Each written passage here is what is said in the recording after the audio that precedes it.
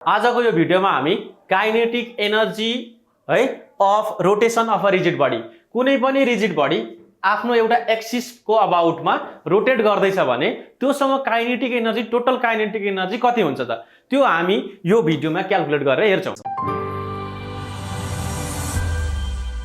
Suppose कुनै पनि एउटा रिजिड बडी छ है, this is rigid body and this rigid body is rotating about this axis है, हामीले एउटा एक्सिस फिक्स गरेको छ, अबाउट दिस एक्सिस के गर्दैछ, रोटेट गर्दैछ भने obviously this rigid body consist of many particles हो, n number of particles. Now हामी के गर्ने भने we are taking few particles as examples है, हामी फ्यू पार्टिकल्सलाई एक्जाम्पलको रूपमा हेर्ने and this particles are at distance r1 r2 r3 r4 r5 and so on. These particles are a distance of r1 r2 r3 r4 r5 hey, from the axis of rotation respectively. And now हामी के गर्छौं भने individual पार्टिकलसँग के छ भने मास छ है, यो पार्टिकलको मास m1 होला, यो पार्टिकलको मास कति होला, m2 होला, यसको m3 m4 and m5 है, these are the respective masses of the particle. पार्टिकलको रेस्पेक्टिभ के छ, मासेस छ। अनि यो जुन रोटेटिङ बडी छ नि, यो rotating body, this rotating body is rotating with angular velocity कति, ओमेगा। भनेको angular velocity of rotating rigid body is equal to कति, ओमेगा। ओमेगा एंगुलर भेलोसिटी बोकेर के गर्दैछ, यो रिजिड बडी रोटेट भइरहेछ। यो रिजिड बडी रोटेट हुँदाखेरि सबै पार्टिकल पनि के हुन्छ, रोटेट हुन्छ हो। अब हाम्रो काम के हो भने kinetic energy of the rotation determine गर्ने हो क्या। As we know kinetic energy भनेको के हो, as we know kinetic energy is equal to half के हो, mv² हो, हाफ mv² हो। बट हियर इज डिफिकल्टी, के डिफिकल्टी छ भने this for this velocity v है। अब के छ भने हामी यो हाफ mv² छ नि, यो टोटल काइनेटिक एनर्जी, यो टोटल काइनेटिक एनर्जीलाई के गर्छौं भने प्रत्येक पार्टिकलको है, प्रत्येक पार्टिकलको काइनेटिक एनर्जीको सम लिएर हेर्ने है, प्रत्येक पार्टिकलको के लिने, काइनेटिक एनर्जीको सम लिँदाखेरि के हुन्छ भने टोटल काइनेटिक एनर्जी आउने भयो हेर्नुस् हो। अब इच इन्डिभिजुअल पार्टिकलको हामी लिनियर भेलोसिटी हेर्ने, दैट इज लिनियर भेलोसिटी हेर्दाखेरि है, लिनियर भेलोसिटी किन हेर्ने भने यो फर्स्ट पार्टिकलको काइनेटिक एनर्जी कति हुन्छ, kinetic energy of first particle है, for what, first particle it is half m1 v1² हो। अब kinetic energy of second particle हो, सेकेन्ड पार्टिकलको काइनेटिक एनर्जी कति हुन्छ, m2 v2² हुन्छ एन्ड सो अन, यसो गर्दै गर्दै लास्ट पार्टिकलको kinetic energy of nth particle, लास्टको पार्टिकलको हो, nth पार्टिकलको काइनेटिक एनर्जी हुन्छ हाफ mn vn² हुने भयो हो। अब यो सबै पार्टिकलको काइनेटिक एनर्जीको सम लिनुभयो भने यो टोटल रिजिड बडीको के आउने भयो, काइनेटिक एनर्जी आउने भयो। But we need to calculate this velocity v1 v2 and vn, यो हामी के गर्छौं, क्याल्कुलेट गर्छौं। कसरी क्याल्कुलेट गर्ने भने अगेन ल, अब हामीसँग एउटा मिठो रिलेसन छ। के रिलेसन छ भने linear velocity is equal to के हुने भयो भने r ओमेगा हो, linear velocity is equal to के हुने भयो, r ओमेगा हुने भयो। Angular velocity of rotating rigid body is omega, यो एंगुलर भेलोसिटी प्रत्येक पार्टिकलको लागि के छ, सिमिलर छ and the radius is different, so भेलोसिटीमा डिफर हुन्छ है। यो रेडियस के छ, सबै रेडियस भन्दा पनि डिस्टेन्स के छ भने सबैको लागि डिफरेंट छ नि त, r1 r2 r3 हेर्नुस् त हो, यो भनेको त सबै पार्टिकलको लागि डिफरेंट छ r, सो डिफरेंट r भएपछि त भेलोसिटीमा पनि के हुने भयो, डिफरेंट आउने भयो। त्यसो भए त v1 कति हुने भयो, r1 ओमेगा हुने भयो, v2 इज इक्वल टू कति हुने भयो, r2 ओमेगा हुने भयो, v3 कति हुने भयो, r3 ओमेगा हुने भयो एन्ड सो अन, vn कति हुने भयो, rn ओमेगा हुने भयो हो। These are the values of velocity, linear velocity of each individual particle. अब यसरी भेलोसिटी आइसकेपछि हामी काइनेटिक एनर्जीहरु निकालेर हेरौं त। काइनेटिक एनर्जी कति हुन्छ भने ke1 फर्स्ट पार्टिकलको काइनेटिक एनर्जी हुन्छ हाफ m1 r1 ओमेगा को के भो स्क्वायर हो ke2 is equal to half m2 r2 ओमेगाको के भयो स्क्वायर सो अन हामी लास्ट पार्टिकलको अथवा nth पार्टिकलको काइनेटिक एनर्जी भनेको KN हाफ mn rn ओमेगाको के हुने भयो स्क्वायर हुने भयो। अब यो सबैलाई सम गरिदिने है, यो सबैको सम गर्दाखेरि के आउने भयो टोटल काइनेटिक एनर्जी आउने भयो। Now total kinetic energy of rigid body है व्हिच इज रोटेटिङ है, जुन चाहिँ घुम्दैछ रोटेटिङ बडीको काइनेटिक एनर्जी कति हुने भयो kinetic energy is equal to सबैलाई जोडिदिउँ r1 ओमेगाको square plus half m2 r2 ओमेगाको square plus data dash plus half mn rn ओमेगाको स्क्वायर। ल सबैबाट कमन के कुरा आउँछ हेर्ने, कमन आउँछ ओमेगा स्क्वायर, कति आउँछ ओमेगा स्क्वायर एन्ड हाफ पनि आउँछ, हाफ आउँछ अनि ओमेगा स्क्वायर आउँछ सबैमा कमन। यहाँ के रह्यो m1 r1 square plus m2 r2 square plus data dash plus mn rn square.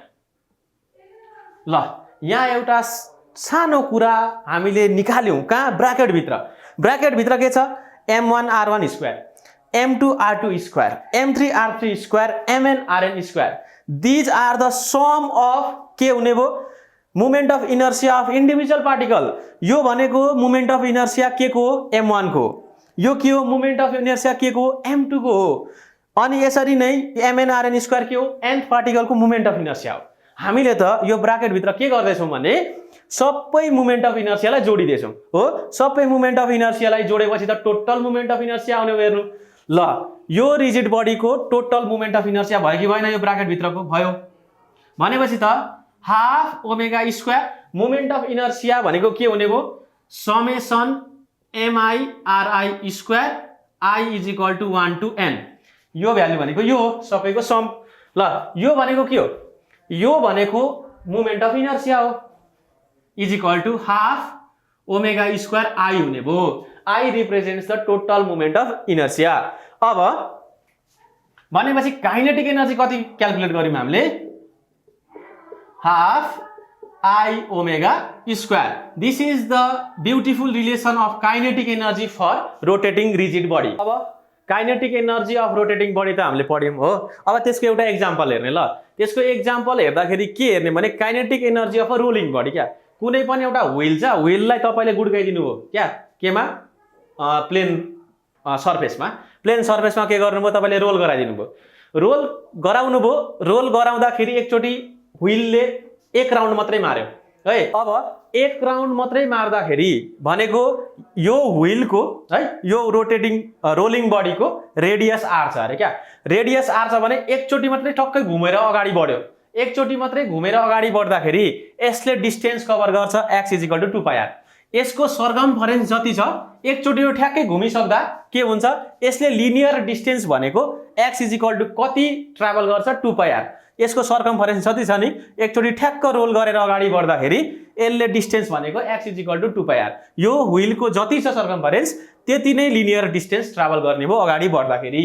अब के हुने भयो भने नि यो रोलिङ बडी आफू पनि घुम्दैछ, आफू घुम्दैछ अनि अगाडि पनि बढ्दैछ क्या, भनेको योसँग दुईटा मोसन छ है, एउटा लिनियर मोसन पनि छ अर्को के छ भने एंगुलर मोसन पनि छ। यो आफैमा पनि घुम्दैछ, घुम्दै अगाडि पनि बढ्दैछ भनेपछि त योसँग दुई किसिमको मोसन भयो हो, एउटा रोटेशनल मोसन अर्को ट्रान्सलेशनल मोसन। रोटेशनल मोसन आफै घुम्छ अनि अर्को के छ भने ट्रान्सलेशनल मोसन। ट्रान्सलेशनल मोसन यो भनेको लिनियर मोसन भयो, यो अगाडि बढ्ने मोसन यो आफैमा घुम्ने मोसन भयो भनेपछि त हामी काइनेटिक एनर्जी डिटरमाइन गर्न आटेको। काइनेटिक एनर्जी डिटरमाइन गर्दाखेरि त अब रोटेसन हुँदा पनि एउटा काइनेटिक एनर्जी हुन्छ, अगाडि बढ्दाखेरि पनि के हुन्छ एउटा काइनेटिक एनर्जी हुन्छ, भनेको एउटा एंगुलर भेलोसिटीले गर्दा हो, एउटा एंगुलर भेलोसिटीले गर्दाखेरि रोटेशनल काइनेटिक एनर्जी हुने भयो, अर्को अगाडि बढ्ने पनि त एउटा भेलोसिटी हुन्छ यसको हो, एंगुलर भेलोसिटी एउटा हुन्छ अनि अगाडि बढ्ने के हुन्छ भेलोसिटी एउटा हुन्छ। त्यो अगाडि बढ्ने भेलोसिटी भनेको ट्रान्सलेशनल भेलोसिटी हो अथवा लिनियर भेलोसिटी। यो लिनियर भेलोसिटीको कारणले पनि के हुन्छ, काइनेटिक एनर्जी डेभलप हुन्छ यो रोलिङ बडीमा। भनेपछि दुई किसिमको काइनेटिक एनर्जी हुने भयो। एउटा के रोटेशनल काइनेटिक एनर्जी, अर्को ट्रान्सलेशनल काइनेटिक एनर्जी। अब हामी यो रोटेशनल र ट्रान्सलेसन काइनेटिक एनर्जीको सम लियौं भने के हुने रहेछ, यो रोलिङ बडीको टोटल काइनेटिक एनर्जी निस्किने रहेछ। टोटल काइनेटिक एनर्जी भनेको दुईटाको सम, केई rotational plus kinetic energy translational हो। ल यसो गर्यौं भने अब हाम्रो काम के रह्यो, रोटेशनल काइनेटिक एनर्जी र translational kinetic energy find out गरेपछि दुईटाको सम लिने अनि टोटल काइनेटिक एनर्जी त आइहाल्छ। हामीले भर्खरै डिराइभ गरेको केसमा नि रोटेशनल काइनेटिक एनर्जी त हामीले डिराइभ गरेको छौं K E rotational kinetic energy it is equal to half I omega square हो, भर्खरै डिराइभ गरेको केस भयो। अब केई के ट्रान्सलेशनल काइनेटिक एनर्जी भनेको के हुन्छ, हाफ एमभी स्क्वायर हुन्छ। हाफ एमभी स्क्वायर भयो, भी भेलोसिटीले कुदिरहेछ, यो रोलिङ बडीको मास एम छ भने के हुने भयो भने ट्रान्सलेशनल काइनेटिक एनर्जी भनेको हाफ एमभी स्क्वायर हुने भयो। अब टोटल काइनेटिक एनर्जी भनेको दुईटाको sum, half I omega square plus half m v square हो। हामीले यही छोड्दा पनि हुन्थ्यो, बट अब के गर्ने भने यो भेलोसिटीलाई के गर्ने, रिलेट गराउने केसँग, ओमेगासँग हो। हामीसँग के थाहा छ भने हाफ आई ओमेगा स्क्वायर भयो, हाफ एम, भेलोसिटी भनेको के हो, भेलोसिटी भनेको आर ओमेगा। हामीले radius of this rolling body है कति लिएको छ, क्यापिटल आर लिएको छ, त्यही भएर मैले क्यापिटल आर लेखेको यहाँनिर। क्यापिटल आर ओमेगाको के भयो, स्क्वायर भयो। अब half I omega square plus half M R omega R square omega square हुने भयो। यसलाई फर्दर अलिकति अगाडि बढाउँदा हाफ ओमेगा स्क्वायर कमन आउँछ, भित्र आई प्लस एमआर स्क्वायर के हुने भयो, बाँकी हुने भयो नि त, आई प्लस एमआर स्क्वायर। यहीँ पनि काइनेटिक एनर्जी त आयो है, यहाँ काइनेटिक एनर्जी आयो, यो वान वेले काइनेटिक एनर्जी आयो। अब के गर्ने भने नि यो जुन रिलेसन छ नि half I omega square plus half m v square, योबाट म अर्को एउटा रिलेसन निकाल्छु क्या। त्यहाँबाट कसरी रिलेसन निकाल्ने भने यो भयो, यसलाई तपाईले है यो पार्टलाई तपाईले एडिसनल पार्टमा पनि राख्न सक्नुहुन्छ है। अब मेन हामी रोलिङ बडीको काइनेटिक एनर्जी लेख्दा चाहिँ कसरी लेख्छौं है, त्यो विषयमा हामी जान्छौं। यसलाई तपाईले एडिसनल पार्ट जस्तो छुट्याएर राख्न पनि सक्नुहुन्छ है। This is also kinetic energy, but अब यहाँबाट चाहिँ म एउटा सिम्प्लिफाइड वेमा काइनेटिक एनर्जी निकाल्छु है, टोटल काइनेटिक एनर्जी। अब यो एडिसनल पार्टलाई अलिकति मैले रिमुभ गर्दै, अब यहाँदेखि हाफ यो आई छ नि, आई यो रोलिङ बडीको सपोज यो सेन्टर अफ मास हो है। सेन्टर अफ मास भएपछि मोमेन्ट अफ इनर्सिया भनेको के हुन्छ, mk स्क्वायर हुन्छ। कति हुन्छ, mk स्क्वायर हुन्छ। This is the mass of the rolling body and this k is the radius of gyration. यो सेन्टर अफ मास को भेलोसिटी कति छ, v छ नि त। यो सेन्टर अफ मास चाहिँ कतिले, कुन भेलोसिटीले अगाडि बढिरहेछ, v भेलोसिटीले बढिरहेछ। This k is the radius of gyration है, सेन्टर अफ मास को। भनेपछि हामीलाई यो रिलेसन पनि थाहा छ, moment of inertia of a body is equal to mk square, यो थाहा छ हामीलाई। भनेपछि म आई को ठाउँमा mk स्क्वायर पनि लेख्न पाएँ, omega square plus half mv square हुने भयो हो। अब यहाँबाट हाफ m कमन आयो नि त, हाफ m कमन आयो, अनि यहाँ भित्र के बाँच्ने भयो, k square omega square plus कति हुने भयो, v स्क्वायर हुने भयो हो। This is equal to half m k square. ल अघि भने जस्तो v is equal to r omega अरे हो, v इज इक्वल टु के हुन्छ, r ओमेगा। भनेपछि ओमेगा इज इक्वल टु कति हुन्छ, omega is equal to v by r हुन्छ हो। ल ओमेगा को ठाउँमा मैले v बाई r को स्क्वायर लेख्दै प्लस v स्क्वायर, प्लस कति हुने भयो, v स्क्वायर हुने भयो। यो सिम्पल है, यसमा झुकिनु पर्ने कुरा केही छैन। And this kinetic energy is equal to कति आउने हो भने हाफ m ल k square v square by r square हो, k square v square by r square plus v square.